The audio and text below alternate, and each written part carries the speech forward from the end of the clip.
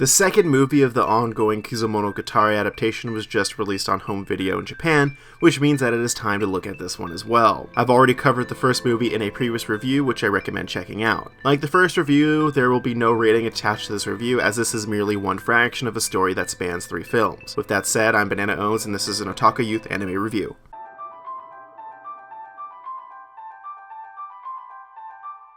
This movie picks up immediately after the events of the first one. Araragi is now a vampire and has been tasked with recovering Kishot's stolen body parts from a trio of vampire hunters. The mysterious Oshino managed to work out a deal with the hunters in which each member will challenge Araragi to a solo duel. The film mostly features the first 2 duels and ends relatively soon after the third one commences. Unlike the first film, this one hits the ground running. The basic plot setup was accomplished primarily in the first film, often with little dialogue. Here the strengths of the Monogatari series are shown in full force. Hanakawa and Araragi have a plethora of more scenes that feature the same wordplay and conversation that characterizes this series. The vampire fights are the main draw here though, as they take up the majority of the movie. Araragi has a couple of fights that defy the senses of how brutal they are. They also manage to expertly explore the extent of Araragi's new powers as a vampire. As the second film in the trilogy, the movie ends on a noticeable cliffhanger, but this is not an issue. The adaptation is flawless and I cannot wait to watch the third movie.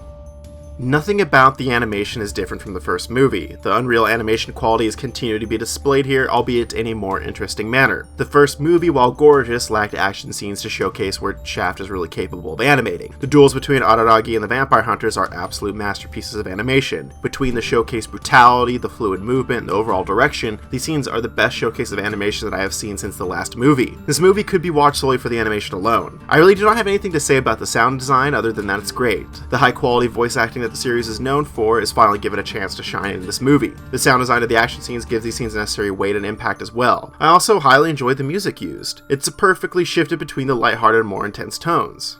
Kizumonogatari Nekketsu is the second part of what is likely to be considered to be a masterpiece. The movie is excellent in every way, just like the first film. The final part cannot come soon enough. Thanks for checking this piece out, and I'll be back next week for another review.